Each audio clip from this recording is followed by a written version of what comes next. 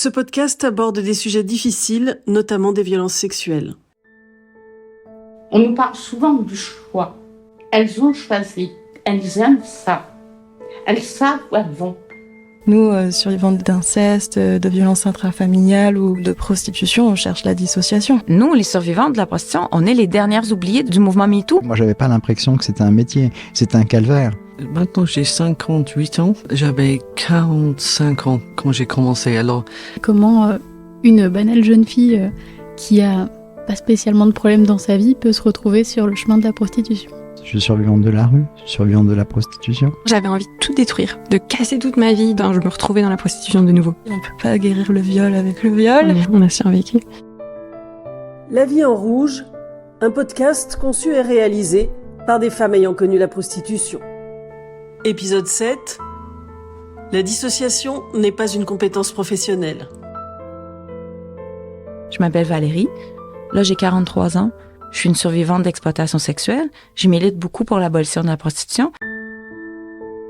Début trentaine, j'ai fait ma thérapie sur la colère, mais j'avais pas encore ciblé que c'était l'industrie du sexe qui était derrière ma colère.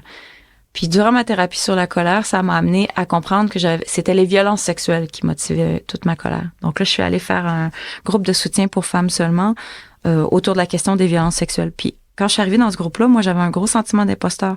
Parce que je me disais, moi, j'étais une pute consentante, j'ai choisi, non, dans le fond, je m'en voulais d'avoir été ma propre agresseuse sexuelle. C'est le discours interne que j'avais. C'est que moi, j'ai consenti, j'étais la pute souriante et heureuse qui dit, ouais, c'est mon choix, je suis forte, je suis détachée, je suis business. Mais de faire ça, c'est une dissonance cognitive pas possible. Donc là, je suis arrivée dans un groupe de femmes. Et puis là, il y en a une qui a vécu de l'inceste de son grand-père, il y en a une qui a vécu du harcèlement sexuel au travail, il y en a une autre qui a été violée.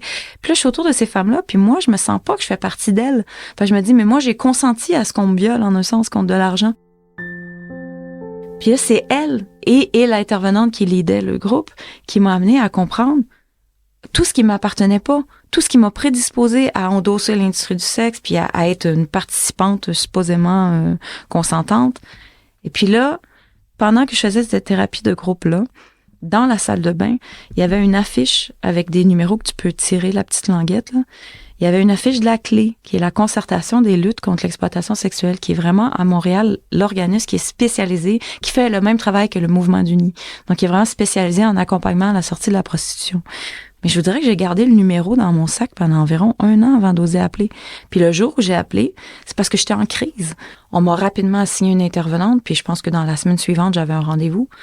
Et là a commencé mon cheminement vers la compréhension de c'est quoi le système prostitutionnel, de qu'est-ce qui m'appartient là-dedans, qu'est-ce qui m'appartient pas, toutes les pressions à la fois sociales et intrafamiliales qui m'ont poussé à basculer dans la prostitution. Et j'étais chanceuse, je suis tombée en premier sur une intervenante qui a compris mon côté intellectuel. Donc, elle m'a fait lire des trucs sur l'intervention féministe. Elle m'a fait lire Andrea Dworkin. Et là, on m'en a assigné une deuxième qui, elle, m'a amenée complètement ailleurs. Elle était plus dans la croissance personnelle, dans les outils d'auto-apaisement. Elle me disait toujours, mais t'es tellement dure avec toi-même, Valérie. Donc, c'est ça, il y a eu plusieurs phases. Il y a eu la gestion de la colère. Il y a eu la reconnaissance que mes violences sexuelles étaient légitimes, même si j'ai l'impression que je m'étais auto-leurrée. J'avais été dans des niches même un peu de luxe dans lesquelles je me disais, mais ça peut pas être du viol, ça peut pas être de l'exploitation. Je pouvais faire des 6, 7, 900 $ par soir. C'était obscène. Puis où allait cet argent-là? Je l'ai pas, cet argent-là, aujourd'hui. On dépense beaucoup, on vit au jour le jour, on mange des restaurants, on prend des taxis. Tu te retrouves que t'as rien parce que plus tu fais l'argent, je vais mettre en guillemets facilement, là, dans le sens de manière non structurée, pas d'horaire, mais c'est pas facile de faire cet argent-là. C'est le côté rapide puis le côté non structuré. Parce qu'il y a des femmes qui vont dire que ça leur convient, l'industrie, parce que t'as pas des chiffres, t'as pas des quarts de travail de 8 heures en ligne, t'as la flexibilité, tu peux choisir quelle journée tu travailles, quelle journée tu travailles pas. Mais tout ça, c'est parce qu'on n'est pas en train de reconnaître que d'entrée de jeu, le fait d'accueillir dans son corps des pénétrations non désirées est en soi une violence. Puis ça prend des années de déconstruction pour plusieurs femmes de juste réaliser ça. Il faut pas que les femmes aient peur d'exiger des journalistes qui ne changent pas les mots qu'elles utilisent pour parler d'elles-mêmes.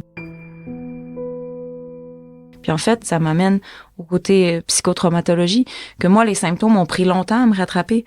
Parce que quand je suis sortie de l'industrie du sexe, j'en ai eu pour des années à faire l'extrême. Je tenais un discours du genre c'est tellement primitif le sexe, puis tu sais, donc j'étais comme OK, faut que je rattrape le temps perdu, faut que je m'éduque, faut que j'apprenne des langues, j'ai appris l'espagnol, j'ai appris le portugais, j'essayais de réaliser tous mes rêves d'enfance, mais j'étais toujours pas au point d'écouter mon corps. Donc aller dans l'hyper-intellectualité, c'était comme une façon de contrebalancer pour l'hyper-sexualisation que j'avais vécue avant.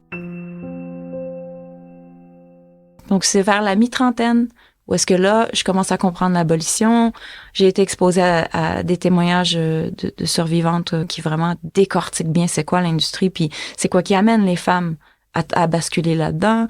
Là, je réalise que c'est pas de ma faute, que tout, mais vraiment fucking tout m'y a prédisposé. Et puis là, ça commence à faire du sens. Et là, j'ai pas le choix de militer. Parce que j'ai pas le choix. Je comprends qu'il y a des femmes qui veulent juste s'en sortir puis passer à autre chose puis pas traîner ça. C'est correct. Faut que tu suives ton chemin de vie. Mais j'avais environ 37 ans quand je me suis mis à militer. Je fais partie des peu de survivantes qui militent à visage découvert avec leur vrai nom. Ce qui nous amène quand même à l'autre problème de l'inconfort de ma famille avec ma militance. Mais moi, je suis un peu hardcore là-dessus. C'est que, bon, si tu m'acceptes pas comme je suis, tu me mérites pas. Puis si t'es pas confortable avec ce que je fais, écoute, j'essaie de changer le monde. Là. Je me lève le matin pour me battre contre un système porno-prostitutionnel gigantesque. Je suis fière de moi. Ma famille, c'est mes survivantes, c'est mes sœurs. Donc, mon réseau de ce que j'appelle ma famille, je l'ai créé. Donc, on est plein de survivantes à Montréal et même de partout dans le monde avec qui je suis en contact, qu'elles savent n'importe quelle heure, t'es en crise, tu m'appelles, je réponds, je suis là pour toi. Donc, on est vraiment un gros réseau de survivantes qui s'entraident entre nous. Puis, je suis une personne qui est vraiment satisfaite de peu, en fait. Je veux changer le monde, ça c'est beaucoup, mais au quotidien, moi, j'ai juste envie de me coucher dans mon lit propre avec mes chats, de me sentir en sécurité dans mon petit appartement que j'ai depuis les 23 dernières années. Avant, quand j'étais jeune, puis quand j'étais en train de sortir de la prostitution, je voulais pas que les gens le sachent parce que je me disais ils vont me juger, nanana. Puis aujourd'hui, c'est le contraire. Je l'utilise comme une façon de filtrer les gens. Moi, j'affirme avec fierté, je m'appelle Valérie, je suis une survivante d'exploitation sexuelle, je milite beaucoup pour l'abolition de la prostitution et je le porte avec une aisance qui fait que si la personne a des préjugés ou me trouve dégueulasse ou visualise le nombre de gars qui m'ont passé dessus, mais j'en ai rien à foutre. Tu viens de t'éliminer, tu viens de en anglais je dirais te filter out. Donc mon vécu me sert à sélectionner soigneusement les gens qui rentrent dans ma vie. Fait que c'est devenu ma force maintenant. Je suis rendue au point d'être dans l'action, redonner au suivant, puis tenter d'expliquer aux gens pourquoi il faut qu'on arrête d'aménager la sexualité des hommes. C'est ça mon agenda militant. Moi, je dis pas aux femmes quoi faire avec leur corps, parce que je le comprends, le raisonnement. La plupart des femmes en situation de prostitution, elles y sont entrées à cause de facteurs prédisposants. Notamment, c'est presque 1 sur 3 qui a vécu de l'inceste, c'est presque 8 sur 10 qui ont vécu des viols préalables à l'entrée. Donc, à un moment donné, on le sait. Qu'est-ce qui fait que les femmes tombent dans la prostitution? Donc moi, je veux pas me questionner sur la question de son choix parce qu'il est pas là, le nerf de la guerre. Le nerf de la guerre, c'est pourquoi on permet qu'il y ait une tierce partie qui structure notre vente, donc les proxénètes, et pourquoi on laisse les clients, pourquoi on aménage leur sexualité. On fait qu'il y a des commerces avec pignon sur rue dans lesquels les hommes peuvent aller se vider. Ils peuvent choisir une femme. Puis nous, on fait un line-up, puis là, lui, il regarde, puis il fait « je veux celle-là ».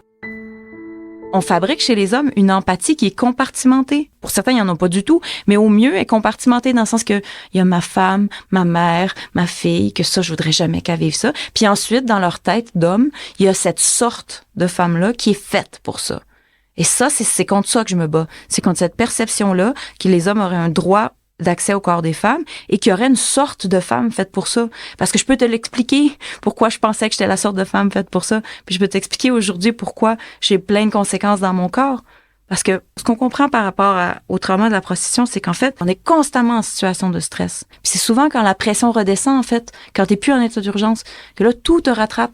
Et la plupart des survivantes, pour pas dire la totalité, développent des maladies auto-immunes de type inflammatoire. Donc, la fibromyalgie, des colites ulcéreuses, la maladie de Crohn, de l'arthrite, et j'en passe. Tout le panorama des maladies auto-immunes. Alors, c'est ça que ça fait, la prostitution. Le fait de s'être dissocié pendant des années, ce qui me fait chier, mais vraiment me purge, ceux qui veulent légaliser la prostitution, premièrement, ça part de la croyance que les hommes ont un accès à ça, que c'est un droit. Deuxièmement, ça part de la croyance qu'il y aurait une sorte de femme faite pour ça. Mais en plus, ça part de cette idée que ça serait une compétence professionnelle d'être capable de se dissocier. Mais se dissocier, c'est un mécanisme de défense. C'est pas un skills. C'est pas une compétence de travail, là. Quand on parle de prostitution, si on emploie le terme exploitation sexuelle, c'est un terme qui est biaisé dans le sens qui est politisé. Ça veut dire qu'on sous-tend, et c'est l'analyse que nous, les abolitionnistes, on fait, qu'il n'y a pas de bonne prostitution, puis que c'est toujours l'exploitation d'une sphère qui devrait être à l'extérieur de l'emprise du marché. Donc, pour nous, l'intimité des femmes, l'accès à nos orifices, c'est pas une chose qui se marchande, tout comme on vend pas les organes, on vend pas le sang. Il y a plein de choses qu'on s'est dit, il faut que ça soit à l'extérieur de l'emprise du marché. Donc, la sexualité libre de contrainte des femmes devrait l'être aussi. Et ensuite, tu as le terme travail du sexe. Mais bref, le terme neutre du dictionnaire, c'est prostitution. C'est vraiment le terme neutre qui n'a pas de biais politique. Si je me décris comme une survivante d'exploitation sexuelle et que vous allez écrire une ancienne travailleuse du sexe, je fais pas d'entrevue avec vous. Je n'avez pas le droit de changer les termes que j'utilise pour décrire mon parcours. Les journalistes, ils ont cette impression que de parler de travailleuse du sexe, ça serait plus poli, ça serait plus digestible. Mais ce que ça fait, c'est que ça t'empêche de réfléchir à si c'est même un travail ou si c'est même du sexe. Donc non, c'est pas un travail. On peut pas appliquer le code des normes du travail à l'industrie du sexe. C'est impossible. Il y a aucune profession dans laquelle on reçoit des pénétrations muqueuses contre muqueuses, dans laquelle ce qui est échangé est quelque chose de vraiment personnel. Le sentiment d'être souillé, le sentiment d'avoir complètement pas eu le contrôle. Le fait de monnayer ça, ça a peut-être des chances de créer du trauma, hein? Donc, c'est pas un travail. Mais c'est pas du sexe non plus.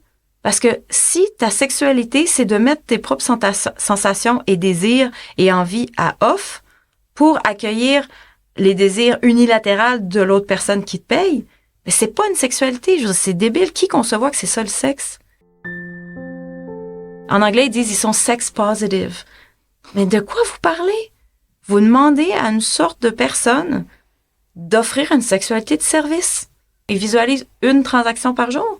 C'est quoi qu'ils pensent dans leur tête que c'est la prostitution? Est-ce qu'ils réalisent comment que c'est sordide la prostitution de fin de mois? Quand tu dois te dépêcher à trouver les clients ou t'acceptes de faire des choses que tu ferais pas normalement parce que tu veux pas perdre ton loyer, parce que tu as besoin d'acheter du lait, des couches pour les enfants, parce que tu veux pas perdre ton cellulaire qui est la seule manière que les écoles peuvent te rejoindre. Il y a rien de plus sordide. Donc, même si toi ta supposée peut être heureuse, là, elle tombe malade, elle a aucune protection des normes du travail, elle doit quand même continuer à faire des clients avec un nerf sciatique bloqué, puis comme je dis, il arrive des crises dans sa vie, mais il faut quand même qu'elle mette son faux sourire puis qu'elle aille faire des clients. Est-ce que les gens réalisent c'est quoi quand la prostitution devient ta seule identité sociale? Quand ça devient que c'est ça le rôle que tu as en société, toi, là, c'est un réceptacle. Donc ce n'est ni un travail, ni du sexe. Qui te talonne dans tous tes décors. Je te vois perché, penché, tatoué de soir et nu. Tu vends le nirvana pour 20 $, pas plus. Nous, Alexine, Anne, Esther, Lexi, Rosalie, Rosen, Valérie, qui avons connu la prostitution et qui avons pu nous en sortir. Nous avons conçu et réalisé ce podcast pour parler entre nous, pour dire ce qu'est vraiment la prostitution. Si vous aussi vous avez vécu ou vivez encore de la prostitution, sous quelque forme que ce soit, et vous avez envie d'en parler, vous pouvez nous contacter sur les comptes Instagram ou TikTok de La Vie en Rouge. La Vie en Rouge, un podcast conçu et réalisé par des femmes ayant connu la prostitution. L'ensemble des épisodes sont disponibles sur les plateformes habituelles. Avec le soutien éditorial, logistique et financier du Mouvement du Nid, enregistré au studio La Poudre à la Cité Audacieuse. Merci à la Fondation des Femmes pour son soutien indéfectible à toutes les femmes victimes de violences.